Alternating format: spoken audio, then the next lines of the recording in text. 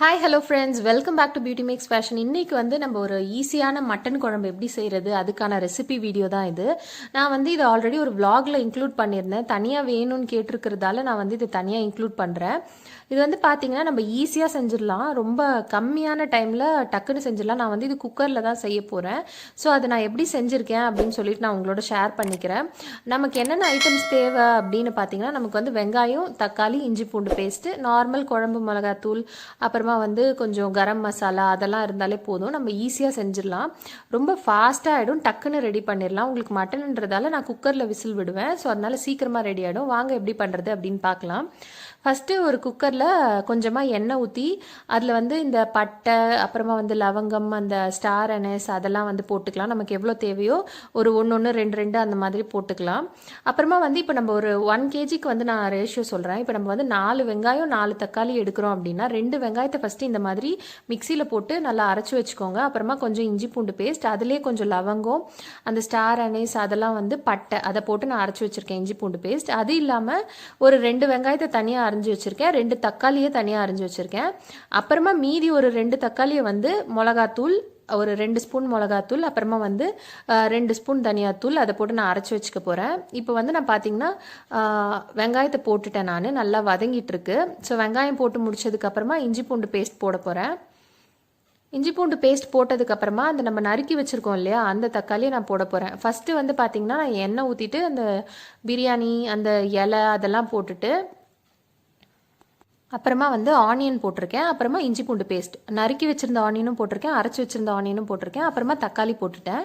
இப்போ வந்து பார்த்தீங்கன்னா இதில் வந்து ஒரு 2 ஸ்பூன் மிளகாத்தூள், 2 ஸ்பூன் தனியாத்தூள், அப்புறமா கொஞ்சம் கரம் மசாலா போட்டு அரைச்சி வச்சுருக்கேன் தக்காளியோட. அதுதான் வந்து நான் இங்கே காட்டிகிட்டு இருக்கேன். அதையும் வந்து இப்போ நான் போட்டுட்டேன். ஸோ இப்போ நம்ம அறுத்து வச்ச வெங்காயம், தக்காளி, அப்புறமா இஞ்சி பூண்டு பேஸ்ட் எல்லாத்தையும் நம்ம போட்டாச்சு. ஸோ இப்போ அது வந்து கொஞ்சம் எண்ணெயில் நல்லா வதங்கணும். நமக்கு நல்லா வதங்கினதுக்கு அப்புறமா வந்து நம்ம மட்டன் போட போகிறோம். இப்போ நல்லா நான் வதக்கிட்டு இருக்கேன். அந்த கொஞ்சம் எண்ணெயில் வதங்குச்சு அப்படின்னா நல்லாயிருக்கும், வெங்காயம் தக்காளி எல்லாமே நல்லாயிருக்கும்.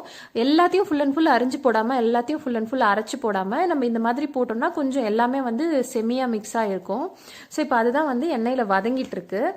இப்போ இது நல்லா வதங்கினதுக்கப்புறமா நம்ம மட்டன் போட்டுடலாம். மட்டன் போட்டுட்ருக்கேன், நான் நல்லா வாஷ் பண்ணிவிட்டு கழுவிட்டு அதை வந்து உள்ளே போட்டுட்ருக்கேன். இந்த எண்ணெயில் நல்லா அந்த வெங்காயம் தக்காளி வதங்கினதுக்கப்புறமா கொஞ்சம் மட்டன் போடுங்க. அதுவும் வந்து நல்லா இந்த கிரேவி அந்த ஃப்ளேவரோடு நல்லா மிக்ஸ் ஆகணும்.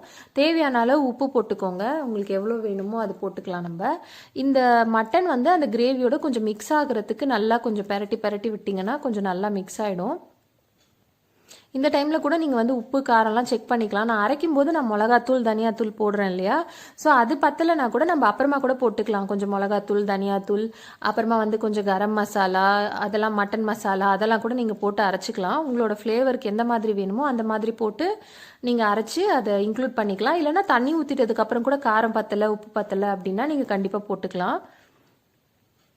இது வந்து பார்த்திங்கன்னா நாங்கள் அன்றைக்கி செஞ்சுட்டு இருந்தப்போ ஒரு 1 kg மட்டன் செஞ்சுட்டு இருந்தோம்.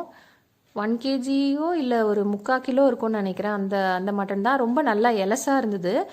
நல்லா எலசாக இருக்குது அப்படின்னா நீங்கள் கம்மி விசில் விட்டுக்கலாம். இல்லை கொஞ்சம் முத்தனா மாதிரி இருக்குது கறி அப்படின்னா நீங்கள் நிறைய விசில் விட்டுக்கலாம்.